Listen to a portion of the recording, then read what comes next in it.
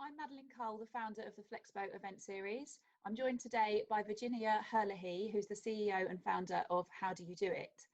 How Do You Do It are supporting Flexpo Business as a headline sponsor and sharing their wisdom during the event as part of an expert panel discussing the impact of COVID-19 on gender equality and working parents and how we can accelerate the pace of change through flexible working. We've asked Virginia to join us today as a bit of an intro to the panel and a bit of an intro into the business and her fantastic insights into this particular topic. So without further ado, welcome Virginia. Thank you very much for joining us. Thank you so much. Thanks. Lovely to be with you. And we'll kick off with a question, if you don't mind, which is all about Sure. Why is flexible working so important for gender equality? Okay, so this is where we've been enormously helped by what's happened. I know there's many downsides to COVID, but one of the upsides is that it has forced everybody to work flexibly. And that means it's equalized it. So it used to be seen very much as the territory of women, and particularly women with caring responsibilities. And suddenly everybody, young, old, carers, not carers, are working flexibly because we have to. And so we've now set a platform from which we can build for the future. And I think that it gives us a great deal of opportunity to do that. And I think the other thing that's really important about it is it is an enabler of gender equality. And it's an enabler of gender equality because quite often with gender equality initiatives, men can be somewhat disengaged from them. So when you'll notice that when you have a gender equality initiative, there are more women than men in the room. We don't engage them enough in this kind of debate. So they're often left out. But with flexible work, it's something that they can actually get involved in. They're actually benefiting from. They're enjoying the experience of flexible work and the additional time it gives them with their families, for example. So everybody wants this to work together, and that in itself will be a beneficial thing for gender equality generally. But I hadn't even considered that element of it in this whole kind of process, so I think that's such a valid point. Thank you. Yeah, sure.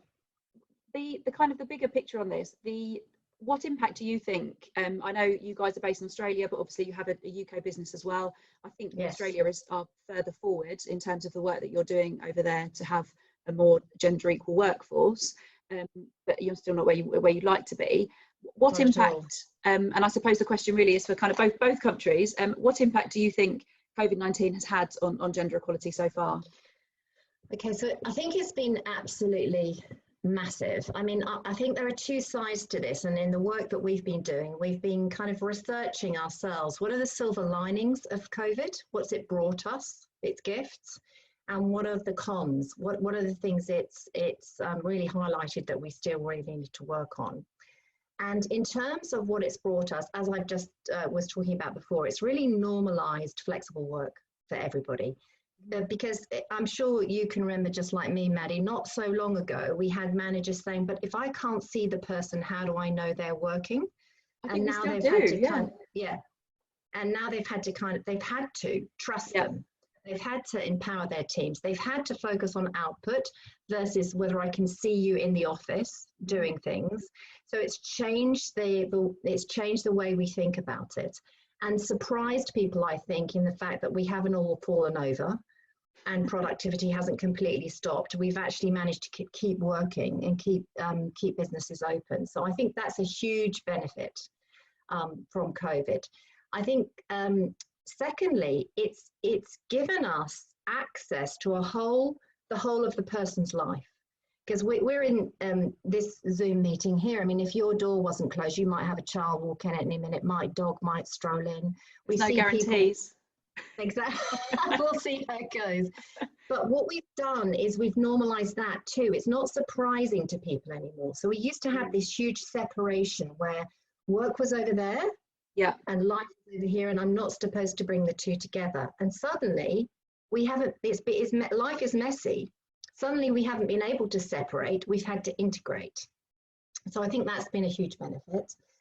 The other benefit has been, and I would say I'm hearing more about this from men than from women, is they're traveling less, so they're commuting less, and suddenly they've got all this additional time that they would have been putting into things like this, connecting with their family in a way that they haven't been able to do just in little bits of time. And one of the fathers I spoke to recently was saying he's had his second child through COVID, and he's so grateful for that because he's been able to be around in a way that he just wasn't able to be around for his first child. Yeah. And I think that's really important. But then if we look at the cons, so this was in place before because we're now living in a highly advanced technological world. And so one of the things that doesn't bring us is boundaries. So people are now always on.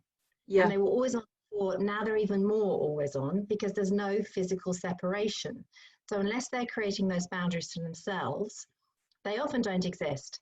And so we have this blurring of work and life and very long days and people getting very tired. Now that has an impact on people's mental health and well-being.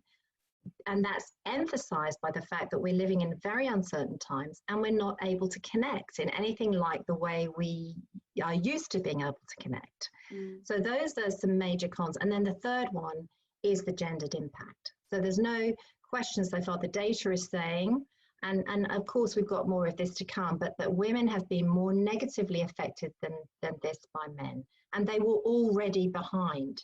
So the situation has worsened. And how has it worsened? Because women tend to be in lower paid positions in industries which are not paid as well. They tend to dominate in the part-time work, and all of those areas are being affected. So they're affected like that. And then on top of that, men and women in terms of caring responsibilities pre-COVID, men were here, women were here doing more. And we've kind of just gone like that in COVID. So men might feel they're doing more, but so are women. And it's quite interesting to see when you talk anecdotally to women about who's sitting where in their house to do their work. The women are in the main room with the children trying to work, and the men tend to be in a separate place, you know, focusing again on their work. Now, that's not a proven piece of research. It's just coming out from discussions we're having with people. So a lot of work to do there on that. I totally agree on that point from discussions that we're having as well, that women automatically assume that that's their responsibility. Yeah.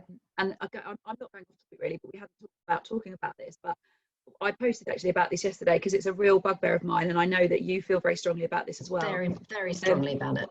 That actually, you know, things have to change in the home before they can change at work. And we, you know, it's all very well us kind of striving for equality in the workplace, but actually if we don't role model this at home and insist upon this same equality, we're not going to have the support that we need as a family network to be able to be successful.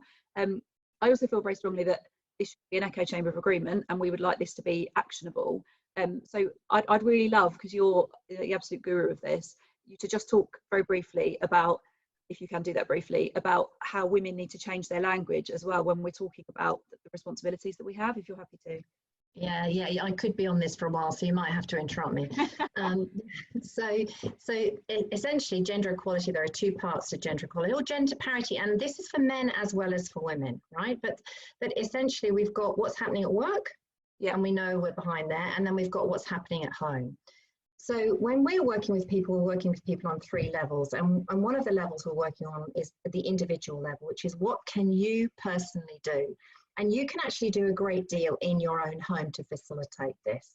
So you ask about language, and one of the typical things that we will hear, and we've worked with thousands, remember, of working mothers and working fathers over the 14 years we've been in business.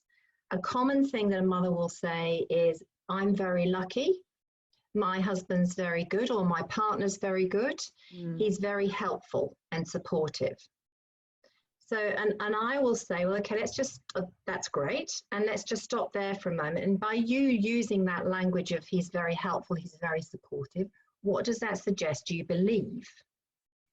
And of course, when we talk it through, what it suggests they believe is actually their job, they're in charge, and he's in support, which also puts the mental load, which I've also spoken about, on them as well. So there's a whole other load we're not talking about here in caring, which is also about what to do practically, mentally, as well as practically. And there are 2 sides to this. There's what your partner may need to do to step up, but also what you're doing and what you're colluding with. Now, I always say to people, if you've had a conscious conversation about this and you've agreed it, and you want to do this and that makes sense, and they want to do this, that's fine. But often we go into this quite subconsciously, and we haven't thought it through, and we end up just going into the normal roles and then wonder why we're still where we are. Yeah, thank you, because I feel so strongly about that. And actually, Yeah, even you know, before this call, you and I were talking about, I'm still guilty of that, and I, you know, live in this world and I'm trying to create great change. So I think we have to constantly be correcting ourselves and helping each other to kind of break free of the societal norms that we feel have been given to us. Yeah, absolutely. So in continuing on this vein of action, not echo chamber, what do you think employers could be doing to ensure that COVID-19 doesn't have a detrimental impact on gender equality in their own workplaces? Yeah, yes, it's a good question. It's a very important question right now. So again, if we look at those three levels, what can the organization do, and what can the managers in the organization do, who are fundamentally important here, and then what can the individuals do? But from the organizational perspective, their focus at the moment needs to be enabling a hybrid way of working. So in all the clients that we're working with, the surveys they're doing internally are showing them that people don't want to go back to what they had before, that they want a combination of working from home and working from the office. That's what they want. And so what organizations need to be doing is looking at what gathering data. So they need to be gathering data on what's worked for them in this period and their people, what hasn't worked for them, and what's their data telling them about who's doing what, and how can they facilitate that going forward, so that we're not left in a situation where all the men are really working full-time again, but they're just working more from home, and all the women are still working part-time, you know, taking the part-time positions. We need to be learning from this and seeing if we can extend the versions of success. So we've tended to have a one-size-fits-all approach. And sometimes that tends to give people a choice of either or. Either you're serious about your career and you work at it full-time, or you take the part-time track and you you decide to step off the career ladder. Well, how about we actually had different versions of what success looks like, with different levels of working flexibly and still being able to progress across men and women.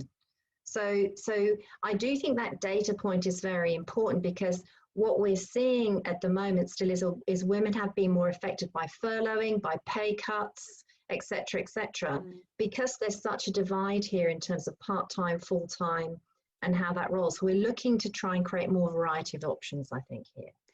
But they're really, yeah, go on. Sorry, I was just going to ask on that specific topic. How can employers empower men to consider flex and part-time? Because am I right in thinking part of the challenge around this is that it's always seen as a women's option? So part of the issue is that men don't take that. How can employers change that narrative? Well, one of the things they can be doing straight away, I'll just give you a simple example of this, and this was happening pre-COVID, but it's still going to happen post. When a woman comes back from parental leave, there's almost an automatic, let's have a conversation about whether or not you want to work flexibly. Yes. When a man comes back, what they tell us, and this is where it's really unfair on them, there's no real, it's business as usual. There's no change for you, is there? We don't need to be having that conversation with you. There's no automatic building into the process, having these conversations in a gender neutral way, and not assuming that men won't need that and women will need that. So it's all through your processes. So organizations need to be putting a gender neutral lens on their processes to make sure the same options are being offered to men as they are to women. Yeah. So that men benefit, and it's normalized. It's part of what we do here, that you're offered that and they're offered that, and we'll just see what you want. And I do think this working flexibly in the way we have during COVID has set men up more to feel, actually, I quite like some of this. I want to do some of this myself. So they'll have more experience and normalizing that they can do that. That's a positive. They also need to be brave, like women were brave. I mean, you know, men will look at women's careers so far who've worked flexibly or part-time and say, well, I'm a bit scared of working flexibly because what's that going to mean for my career? Well, women have already voted on that. They had to do that. They made the choice to do that. So if we're both doing that, then it ceases to become so much of an issue or so much of a divider. And thank you, for the benefit of the companies that are still going, but why? Why does it matter? Why does it matter if we've got men full-time and women part-time? Enlighten them for me, please. Why is this so important? That's such a big answer, isn't it? But it there is, are there are so many reasons for that. I mean, one of the things over here that's very interesting is they've just come out, and I would really suggest people look it up.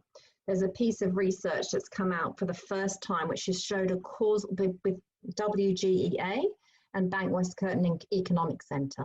And WGEA is the Workplace Gender Equality Agency. So we're the best reporter of gender data in the world, really, in this country. And what they found is there's a direct link between an increase in women in senior positions and the market value of the company to really large amounts of money. So if it goes up by 5%, it's something like the market value of the company expands by to 80 million pounds or something like that, $80 million, something like that. That is phenomenal. So it's massive. So if you think about, if you're fiscally responsible, you need to be looking at how you can add the most value for your shareholder.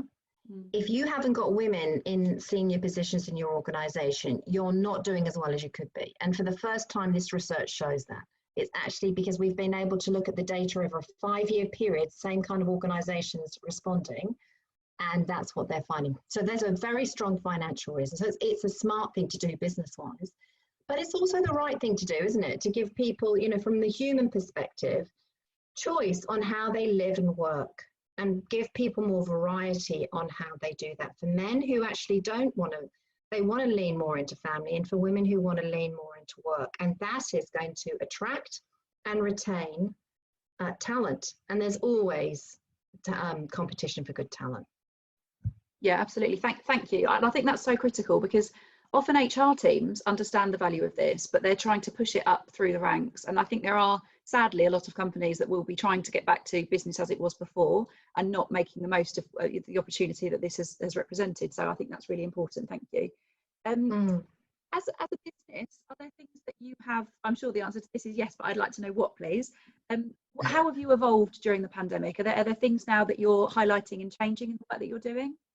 Yes, absolutely. I mean, I think the thing is, in this world, we can't preach one thing and practice something different. So authenticity is very important to me. So we're being authentic in the way that we're approaching this, and we're very similar to what the organizations we're working with are doing at the moment. It's a very similar journey. So phase one, if you like, was for the organizations out there, we have to work flexibly, right? Because we're in a pandemic. And so they just did. And for us, who we work with a combination of group and individual coaching, which is face-to-face, and then virtual, but we were on the virtual journey. So we just needed to go, everything's going to be virtual. So now we're in phase two, which is where for the organizations, they're going, okay, so we're there. Now how do we refine it and make it better? What have our learnings been? What can we do differently? What works best? And we're doing the same thing. We've learned a lot through this process, and now we're working with virtual experts to help us refine further the coaching services that we offer to get to what's really important to people. And what we're finding is really important to people is they're missing that face-to-face connection. They're missing that opportunity to really talk to another person like them who's going through what they're going through in a more tailored way. And that's actually what our work does. We specialize in having real and critical conversations with people, changing their mindset and their thinking, and starting to shift their behavior and their language and the way they talk about things. So doing that virtually is different, but we're still needing to do the same thing. Engage people, get them to be open with each other and be vulnerable with each other, actually, and be brave with each other and share solutions on what they're doing that's working. And so that's all the same, but the way we're doing what we do, as the name would suggest, we've needed to tailor. Thank you. And I think that's really, and I think that sharing of best practice as well is critical, isn't it, in these that's so key unusual times. Thank you very much. So as I mentioned at the start, we're really excited that you're joining the panel on gender equality and the impact that COVID has had on that, and how we limitate the collateral damage and actually use it for good.